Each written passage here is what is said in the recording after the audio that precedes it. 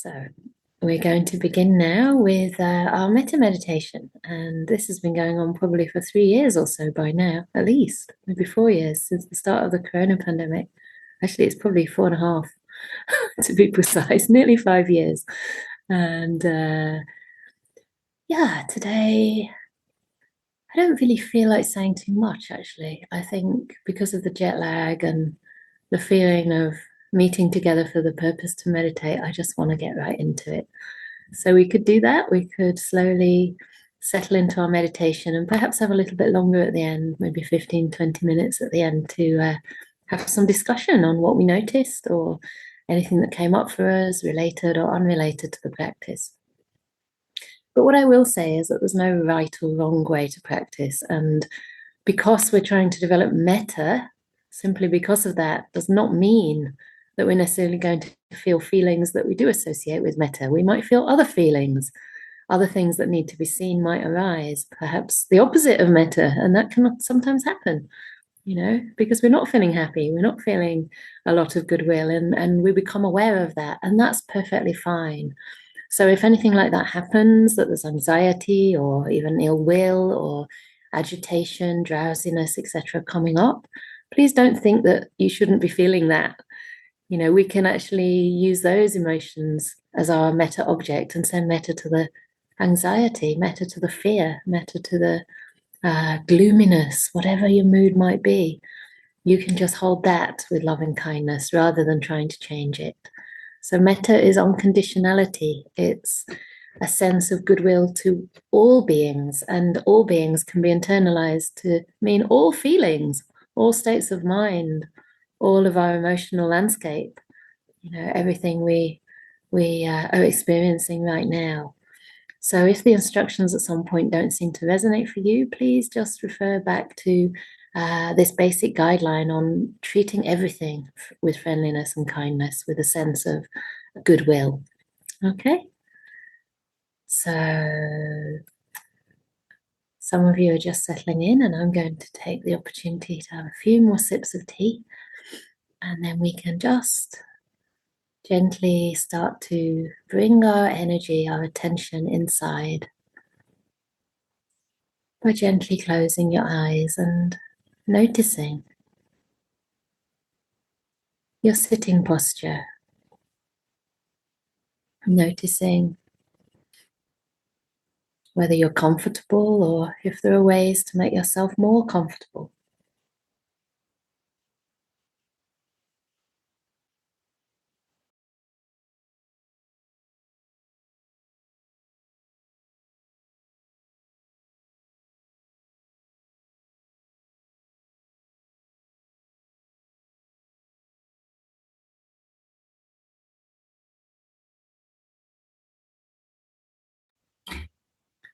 Just plugging in my mic so it's a better sound. We forgot to do that. So really taking our time. Thank you very much.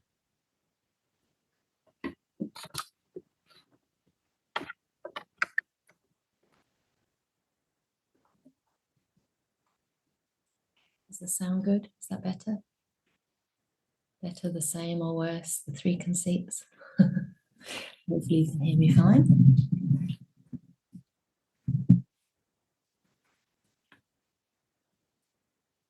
So just gently arriving into the shared space and into your own space.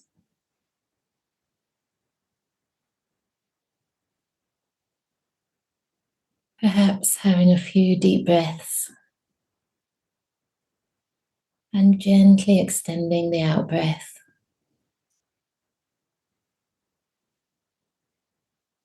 Perhaps even making the out breath into a gentle sigh.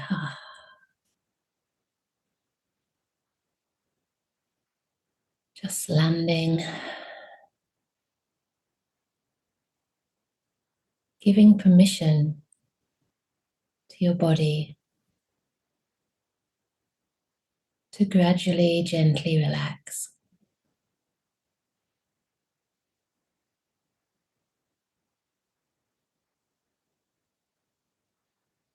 Noticing the parts of the body that are in contact with the ground. If you're sitting on a chair, perhaps it's the soles of the feet on the ground or on a cushion, your bottom, tops of your thighs. Or if you're sitting cross-legged, the whole bottom of the leg, the ankles, sides of the shins, the knees, back of the thighs, the buttocks, really allowing them to settle into the ground. Noticing the support of the ground, the earth beneath you.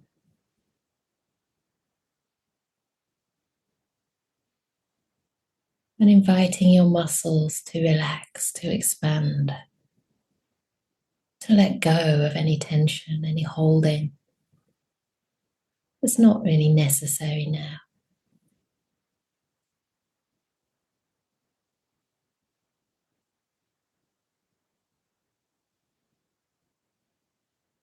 And from this base of the body, it's bringing your attention up to the spine, the back,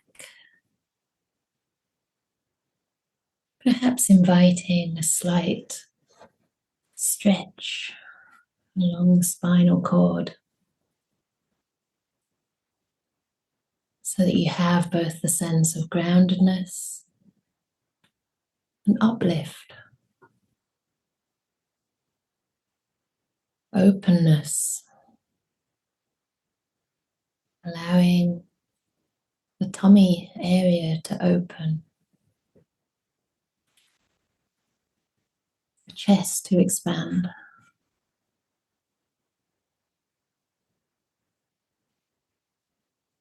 And then relaxing any stretch to allow the vertebra just to settle into their natural position.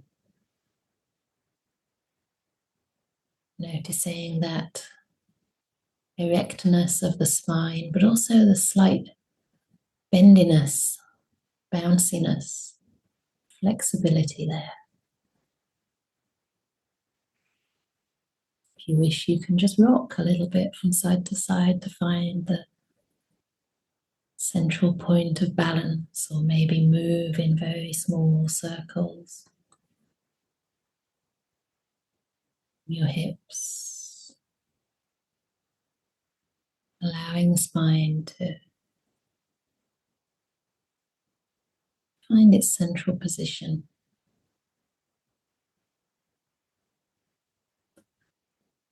And then noticing the shoulders. Perhaps I find it's so helpful to roll them slightly back, maybe roll them a few times to invite the shoulders to release any unnecessary tension.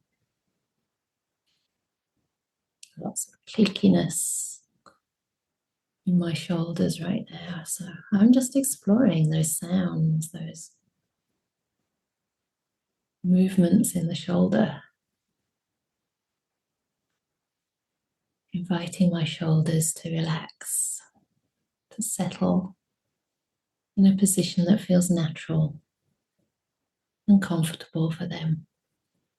And perhaps that might mean adjusting the position of your arms, your hands. Noticing the palms of your hands, whether you have them turned downward or upright, open. Whether they're on your thighs or in your lap. Giving your fingers lots of space, so they're not tightly contracted or clasped together, but they can maybe wriggle around. And noticing the feelings in the fingers, the fingertips, place they come in contact with the atmosphere around you.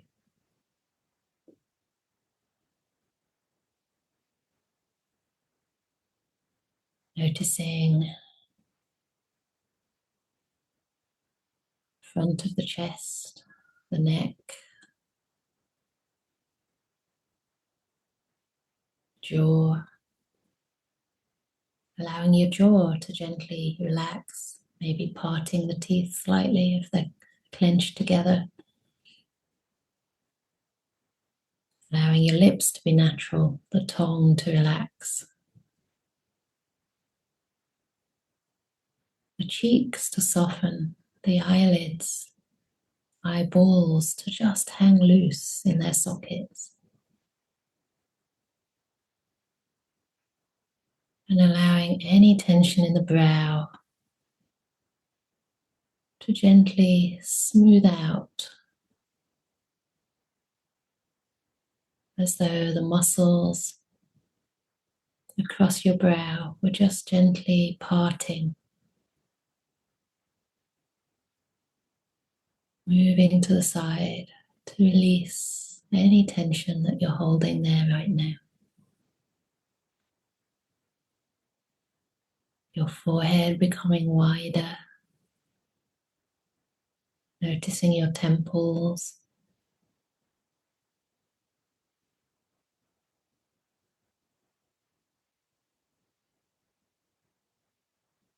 and the area at the top of the head, the whole scalp area.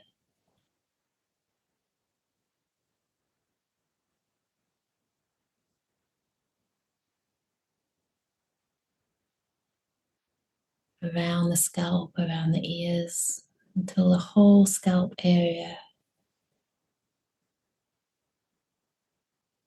is sensing any feelings in that area and just welcoming them as they are.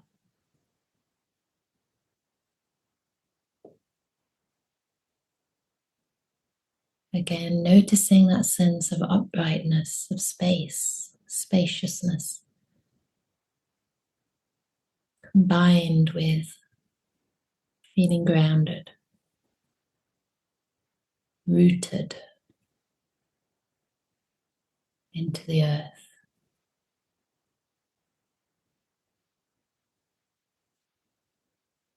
And filling that space with a sense of friendliness, welcoming yourself fully.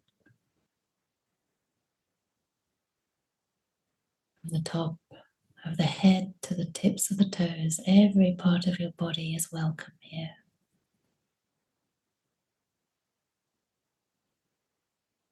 Welcome to feel relaxed and at ease.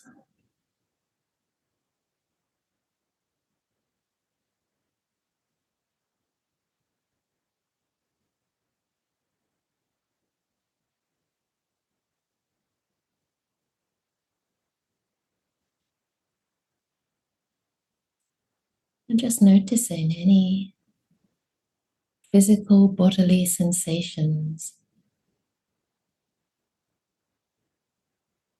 with a sense of curiosity, friendliness,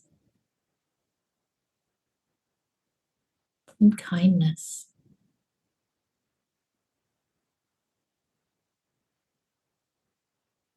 Allowing your mind to rest with the feelings in the body, whatever they may be.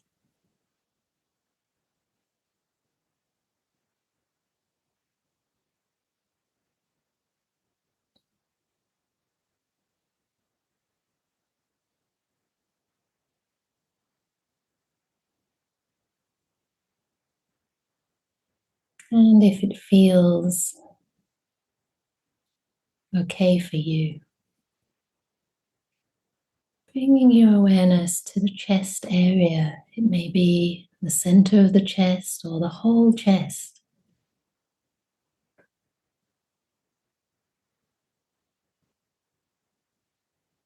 Just noticing any feelings in the chest area right now.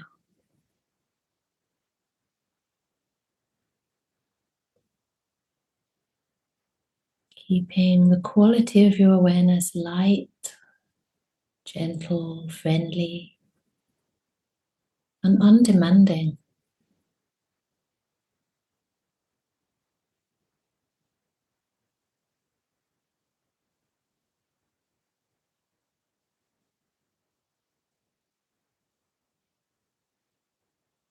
And just noticing the breath as though it were entering and leaving your chest. Maybe feeling the breath as it enters your body, lifting slightly, expanding the chest. And the out breath relaxing the chest area.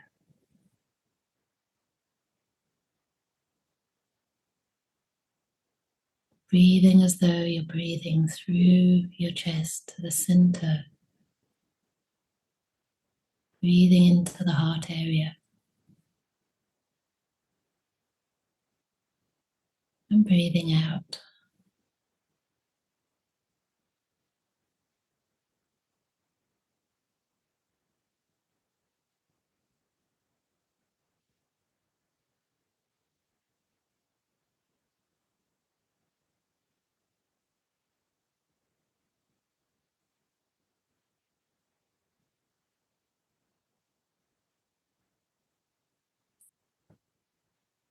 Now for today's metta meditation, staying present to any feelings that are arising that are fairly easy to be with, perhaps located around the chest or any part of the body, maybe the palms of the hands, perhaps a more generalized sense of the body, whatever feels easeful for you.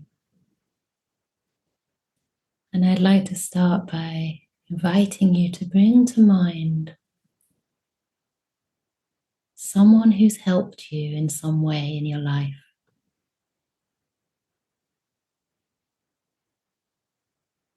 Someone you have a sense of gratitude towards. Perhaps they've nurtured you emotionally or physically. Perhaps they've helped you financially in some way or helped you in your career, helped you on the path in your practice.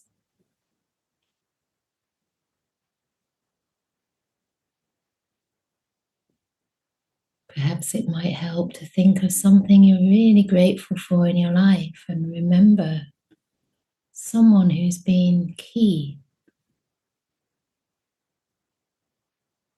to that success.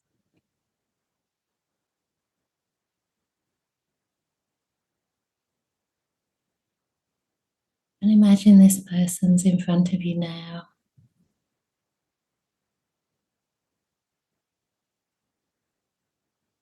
Your heart's connected to theirs, and you just start wishing them well.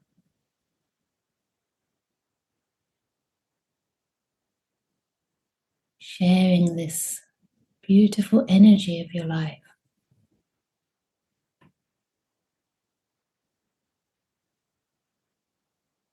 If it helps, you can use some phrases of loving kindness that feel resonant for you.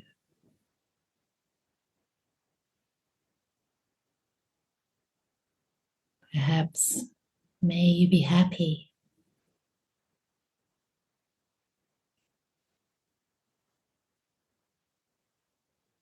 May you be safe.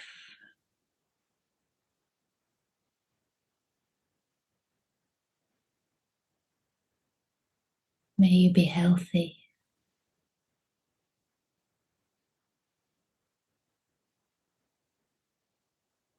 May you be at peace. And finding your own words, your own genuine wishes for this person who's helped you in life.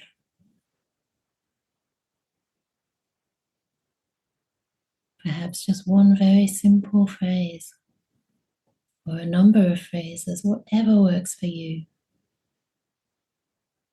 But see that you offer these wishes from your heart, connecting to the meaning, to the beauty of metta, of loving kindness. Staying connected to any feelings in your body, perhaps around the chest area. And just pausing between each phrase to notice the effect of loving kindness, of offering loving kindness on your heart.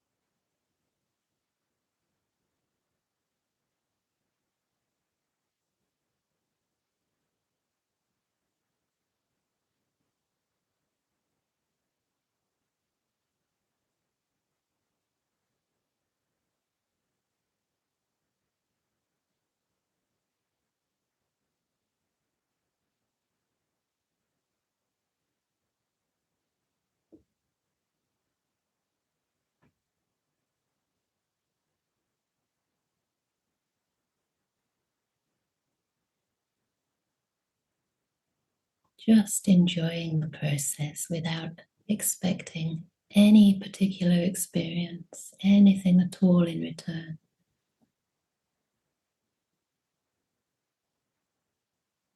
Just connecting to the beauty of this well-wishing to a person who's helped you in your life. Now you're able to offer something to support this person too.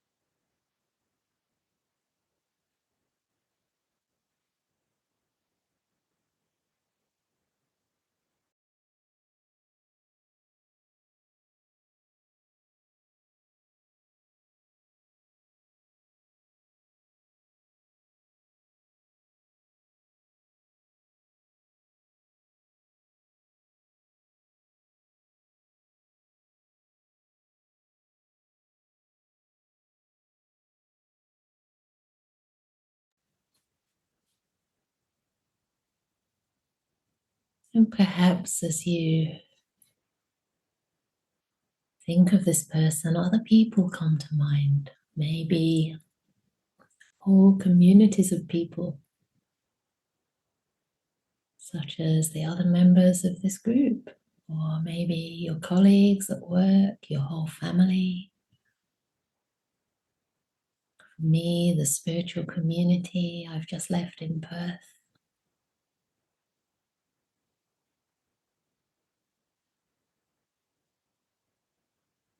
So many people who've helped us in our lives in some way that they may not even be aware of.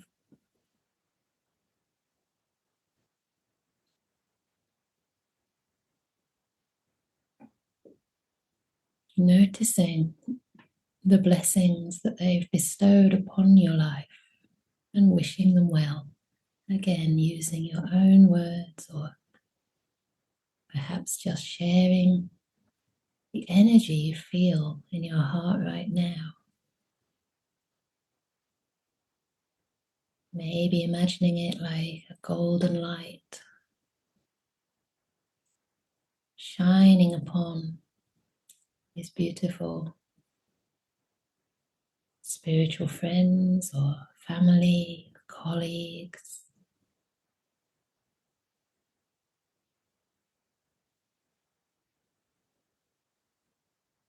healing energy, bestowing safety, health, well-being, and ease.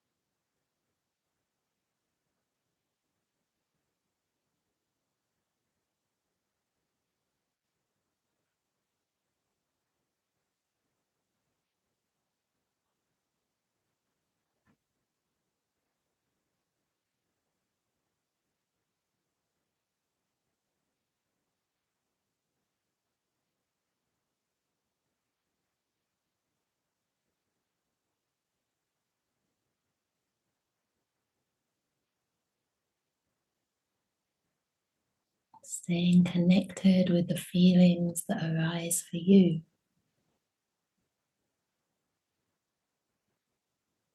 Allowing any pleasant feelings to fill up your mind. Savoring, lingering in any feelings, however subtle, of ease, of peace, maybe of softness or relaxation, including any feelings that are there at all in this field of metta.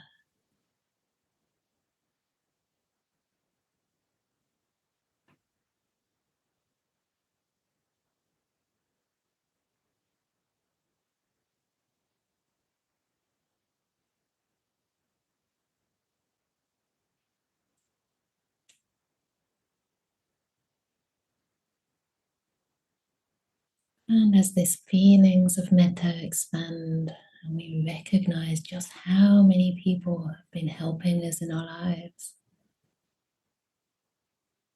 see if you can take time to notice those people you may not have been aware of, people that are helping you in some way, that you might not realize are part of your life. For example, the neighbors. In England, we don't often know our neighbors, but they're there, helping keep the neighborhood safe.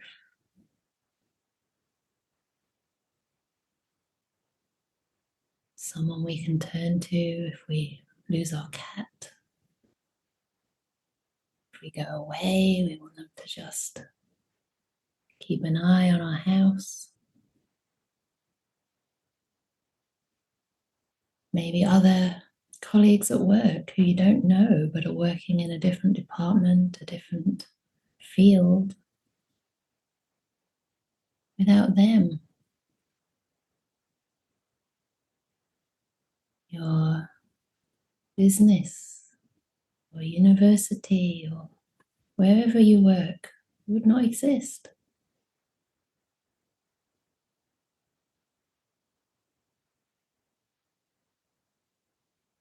People who grow our food,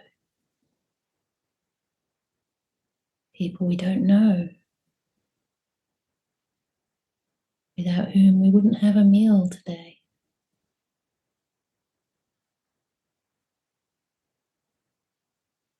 Feeling a sense of gratitude, recognizing all those people, perhaps anonymous people, so-called neutral people in our lives who nevertheless are helping us in some way,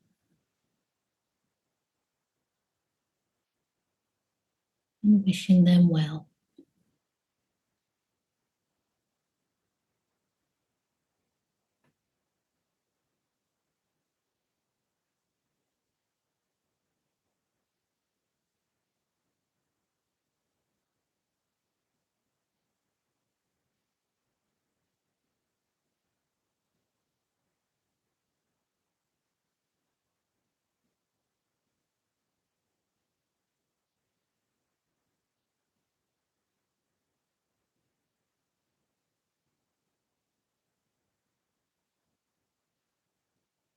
Staying connected with any feelings in your body, any emotions that are arising,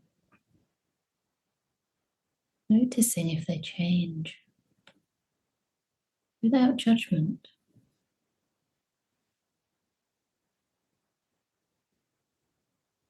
Just noticing how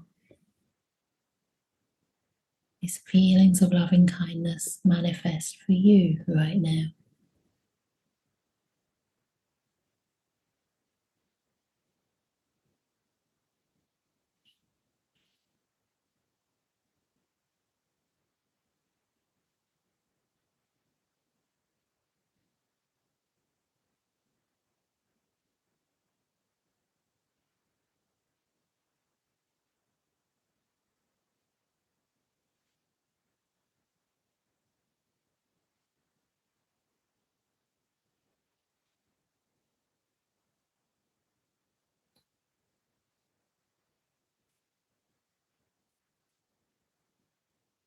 And perhaps if it feels possible, helpful for you, recognizing that even some of the people in our lives who are not so easy to be with, not so easy to be around, perhaps we have an instinctive sense of distrust, or we judge the way they behave or speak.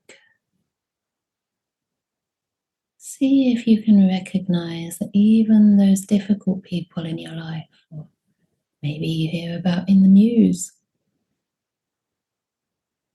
is it possible that they too are helping you in some way?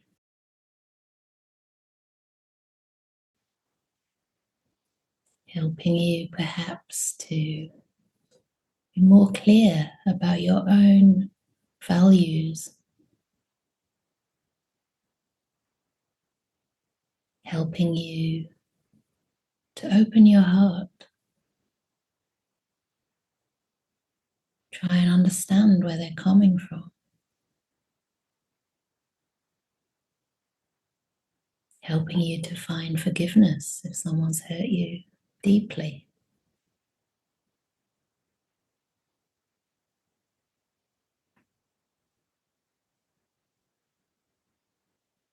Maybe even helping you to set a healthy boundary for yourself.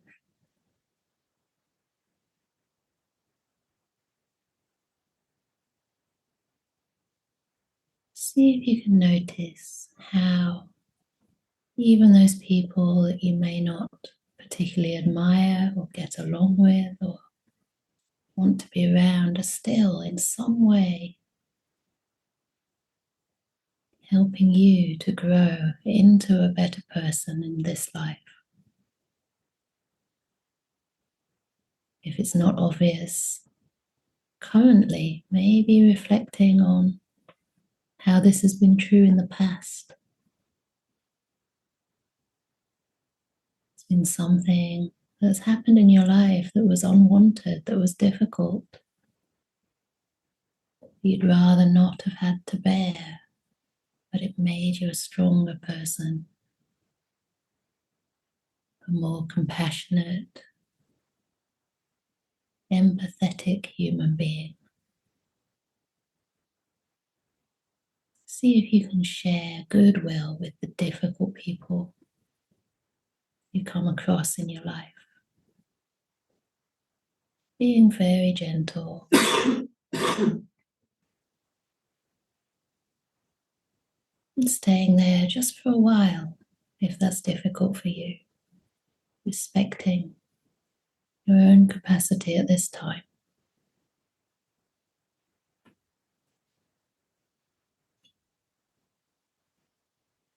Perhaps offering yourself comfort by putting your hand on your heart.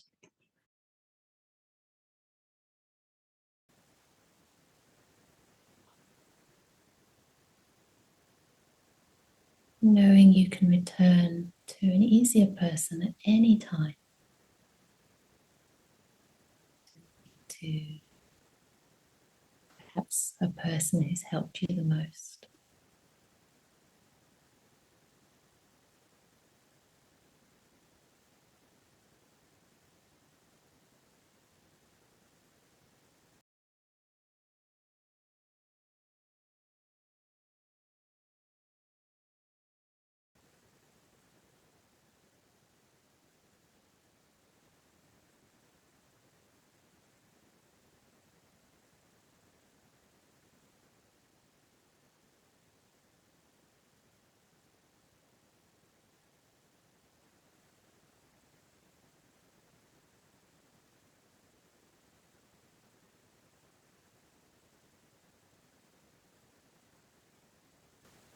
And now, as we're coming close to the end of this meditation, which is extremely fast, remembering that there's one more being who's helped you enormously in this life, you yourself, who has so much compassion for you, recognizing the ways in which you helped yourself in this life.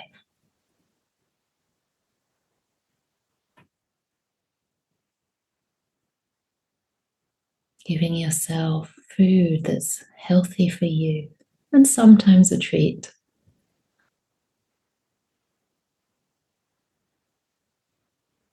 Buying shoes that are suitable for the weather,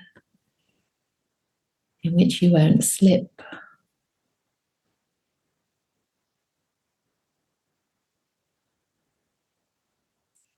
Trying to practice meditation, offering yourself the gift of silence, an opportunity to grow.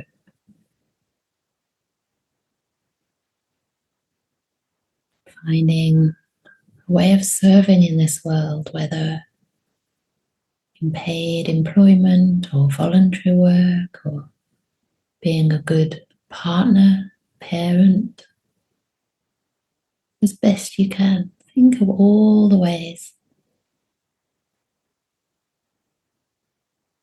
that you've tried to help yourself.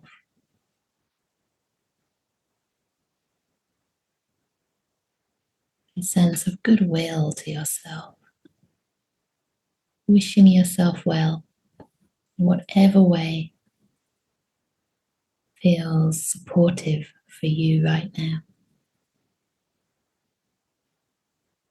Perhaps thanking yourself for looking after yourself so well. Doing your best, given the conditions you find yourself in.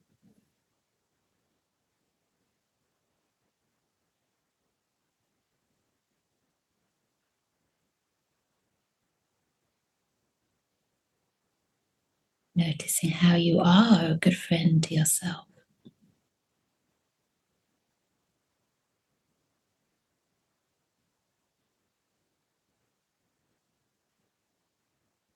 and allowing any feelings that arise, any goodwill to spread and soak through your whole body.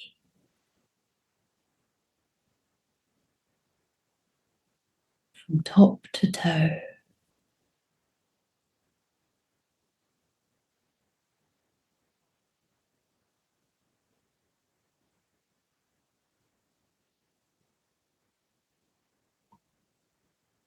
Lingering in any feelings, any sensations that feel pleasant, soft, easeful. Just staying there for a while, soaking it in.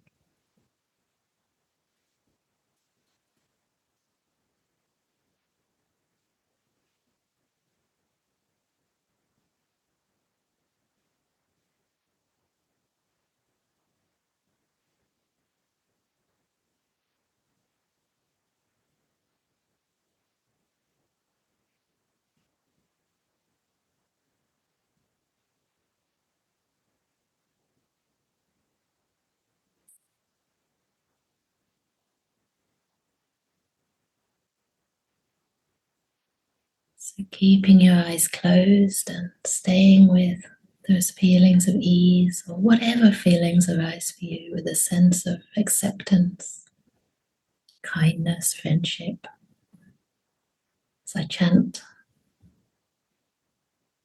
loving kindness to end the session.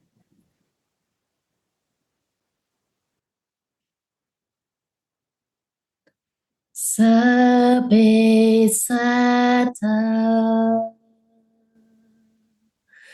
sabbe pana, sabbe bhuta, sabbe pugala,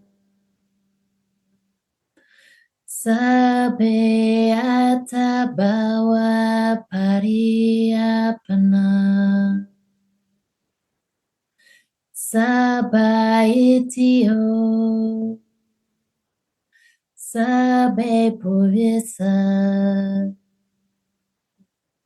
Sabe Aria, Sabe Anaria, Sabe Deva, Sabe Manusa, Sabe Viniparika, Awevahontu, Abhyapajahontu, Anigahontu, Sukhiyatanam Pariharantu, Dukhamunjantu, Yadalada Sampadito, Mawe Gachantu, Kamasaka,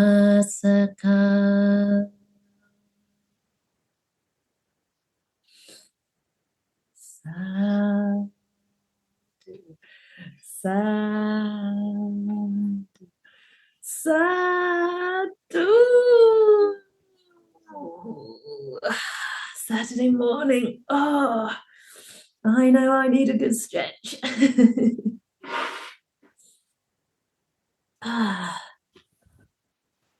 Thank you, everybody, for being here and having faith that I could hopefully lead a meditation that was worthwhile, even though I'm very jet lagged. I hope that that made sense and was helpful for you. So just came to mind to me today that there's so many people that have helped me in my life. I can't really fathom it. It's incredible. And some in very obvious ways that I can pinpoint, that I can feel spontaneous gratitude towards. But even the difficult things in our life, once we do come through the storm, we often notice it's shaped us, it's helped us in ways that maybe are slightly counterintuitive. Even maybe for me, now I'm in my particular role, I can judge other people, say, well, I like the way this person leads a monastery, and not so much the way this person does. But that also helps, right? It helps me to find what could work here, what might work for me. And I know that I'm going to make many mistakes, just like everybody else. So I can also be grateful for my mistakes. Is that possible? Do you think? Can we be grateful for the things we do wrong, the things other people do wrong, and find something there to be grateful for? No worries if you have to rush off, that's totally fine. But if you don't, be lovely to hear from anybody who wishes to share maybe how that went for them, or maybe any other point of practice that you're working with. You can write in the chat, or you can raise your virtual hand as you wish. It'd be really nice to hear from at least one of you. Barbara, wonderful. Good morning, Barbara. Good morning to everyone. Wow. I love the part of the difficult people. Something deeply shifted inside of me that I haven't experienced before. So that was something shifted and opened at the same time. And so I'll be sitting with that and just holding that within my body. And I could feel, when you mentioned put your hand, you can put a hand on the heart, and holding that space for myself. Yeah. And the difficult person, it softened things quite a bit for me. So thank you. Wonderful. Sadhu, sadhu, sadhu. And Modami, we say, I rejoice for you. Wonderful. And yeah, we just touch on these things in a short session, but certainly to take any elements of the practice that really resonate and feel supportive for you, it's something we can bring into our daily life. And yeah, to remember that, sometimes we don't have to start where it's difficult. I think, I tried to build up to that. So that we're already feeling resourced, feeling that we were connected with, the goodness and the people in our lives that do support us. And just go gently. But that's wonderful to hear. Sometimes the metta can increase when we come to the difficult people, because that's really where it reaches its objectives. The purpose of metta is not just to feel good and to feel, connected with the people who are easy to love, but it's actually to overcome our ill will, overcome resentment, the things that really hinder us from developing on this path, things we need to process. So great, wonderful to hear about that. I'll just read the comments in the chat and then come to Karin. So thank you, my first time here. Great. I don't know your name because you're under Zoom user, but hopefully we'll see you, get to know you another time. A lovely start to the day. Thank you for the meditation. Yes, Kim has to rush off, but it's always lovely to have her here. Just what I needed. It made me realize how I'm not alone in the world. Exactly. And that's part of right view. Part of right view before we're actually stream winners, but at the preliminary level is to recognize that there is mother, there is father. There are people who have practiced the path. It really means there are people that we owe our opportunity to, our life to, in that case, of mother and father. But whatever opportunities we have, they're not coming because of us, they're coming because of other people. It's a myth, isn't it? The self-made billionaire or whatever, it's a myth. They have to take the support of so many people. And I think it's better to be a metta billionaire. Have lots and lots of metta than lots and lots of quid. All right, Karin. Nice to see you. Good morning, Venerable. Good morning. Good morning. Moving on to what Barbara was saying, I also found this very different experience this morning, and I'm trying to work out what it was. And the closest I can get to is throughout, I just focused on what I have received. And it didn't actually matter. Well, it did matter, but in other metta meditations, I find it very difficult because I find it's almost like, okay, now we think about the easy person, and now we think about a community, and now we think about the difficult person. It almost feels like chopped up. But here that there was a flow. It almost like the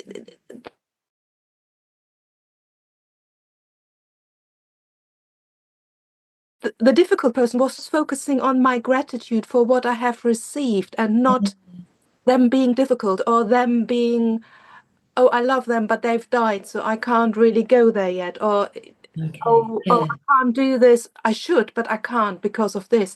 That didn't actually come into it anymore. Accessible in that way. That was wonderful. So it just, I'm grateful. Wonderful. To whoever. To whoever, yes. And me and myself. And to yourself. We have to remember ourselves. Yeah. That's really interesting. And maybe you're right there that sometimes when we're thinking about the person and sending love or metta to the person, it's very person-centric. And here we're noticing what we've received. I think gratitude is so closely related to metta. It's so easy to have loving kindness towards people we're grateful for. Yeah, they're very, very close together.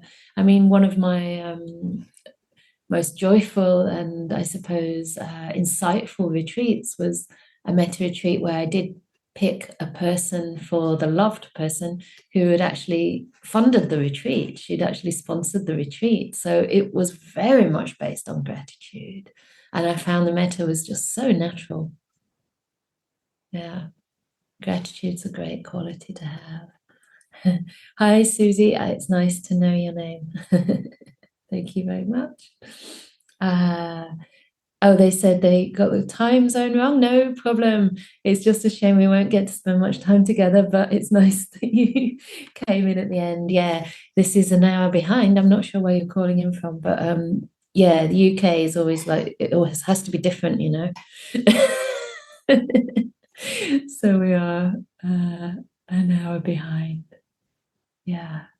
Thank you for guiding a different approach to metta. Good. Good. All right. So we have come to the end of the session. I think that Shirley wanted to say a few words, and then I will let you know about the next sessions. We have a couple of minutes left, so if you do have a couple more minutes, we'll close soon. Thank you. Bye, Shirley. Thank you so much, Venerable, for starting the day and the weekend off in such a beautiful way with metta. And yeah, so all these sessions are freely given, and there is the opportunity to support the Anukampa Bhikkhuni project and Venerable Chanda through dana, through generosity. And this can be done in various ways, as a financial donation, a one-off, or if you are able to offer a regular donation on a monthly basis. I think Matthias has just put the link in the chat. Also, you can do a weekly shop, and or I believe also give a voucher for supermarket shopping. And I think for that you contact Anukampa, team at Anukampa. Yes, thank you, Matthias, for sticking that up in the chat. And also you can, the daily meal offering, I think from the 5th of January, Venerable Chanda she'll be back at the Vihara and will need to be fed every day, otherwise she can't eat, she can't cook for herself. So you'll also find the dana rota on the website. So it's the, I think Matthias might pop it up, but it's quite easy to find on the Anukampa website. If you lose the link or don't know how to save the link in chat, you just Google Anukampa Bhikkhuni project and it will become clear. So, but there it is again for you. So thank you, Venerable, again, and much better to everybody. Thank you, Shirley. Wonderful. So, yeah, just to clarify that, I don't know if everybody's familiar with how monastics live, but basically the way we get fed is that we have visitors staying and they cook, but the monastery is a long way from any shops. So that's why the wider community can be involved to send food. And it doesn't mean you have to do it every week. We have a kind of roster, where you can put in, okay, this week I want to contribute some supermarket shopping, and the team will explain how to do that. And if you can't afford to do the whole shop, you can just give something towards it. Or again, the shopping vouchers, I think you can get like Sainsbury's cards and stuff. Then you can choose your amount. So that's easy as well. We can order it in. And the other way is for people to actually come with a cooked meal. And you can do that at 10:30 in the morning. We eat at 11. So generally people only come on the weekends because that's quite awkward. But to make it easier, it's also possible to come in the evening if you live anywhere nearby. And join us for tea and bring a cooked meal then, and we can heat it the next day. So we want to make it easy for people. I think also in the past, people have ordered some kind of meal from like Itsu or something through Deliveroo, and that gets sent, but you have to send it the day before for the next day because it'll otherwise come when it's too late for us to eat. We have to eat before 12. So that's how it tends to work. And now I just realized who Susie is. So it's the Susie who's going to be with us and involved in Ajahn Sujato's tour, Bhante Sujato, which was my next topic. So Bhante Sujato is coming to England soon. He's been in Europe for a couple of months doing retreats all over the place, and he told me he's actually getting quite tired. So I'm hoping that when he comes here, he'll also have a bit of a relax and be around his spiritual friends. And he's going to spend at least, 7 to 10 days at this monastery. So I'm looking forward to showing him the place, and he's going to give some talks in the university as well as the ones for us. But for us, and including people from overseas, there is a day retreat in Oxford. It's quite a long way to come for the day, I know. That's on the 1st of Feb. But the day before that, on the 31st of January, we have an evening talk in the Oxford Buddha Vihara. So for the Oxford Buddha Vihara one, you don't have to book it. For the day retreat, you have to book it on our website. So Matthias has put the link in there. And I think the next sessions with me would be, I don't know if we're doing I suppose we can do it on Christmas Day. The chanting, the Metta chanting. Am I supposed to do that next Wednesday? I don't know, but there'll be a sort of class next Friday, another sort of discussion, and also I think a metta meditation next week too. But check the website because I forget what I've signed myself up to, and hopefully we'll see you somewhere along the way. So I look forward to seeing you in person at some of the events, and if not, seeing you here on Zoom. So please take care, have a wonderful day, and remember to just be kind to yourself, just be gentle, go easy, don't expect so much. And then you can live happily contented and easily satisfied, which is another quality of loving kindness. So take care, everybody, and see you soon. If you wish, you can unmute yourself and we can wave goodbye, say goodbye.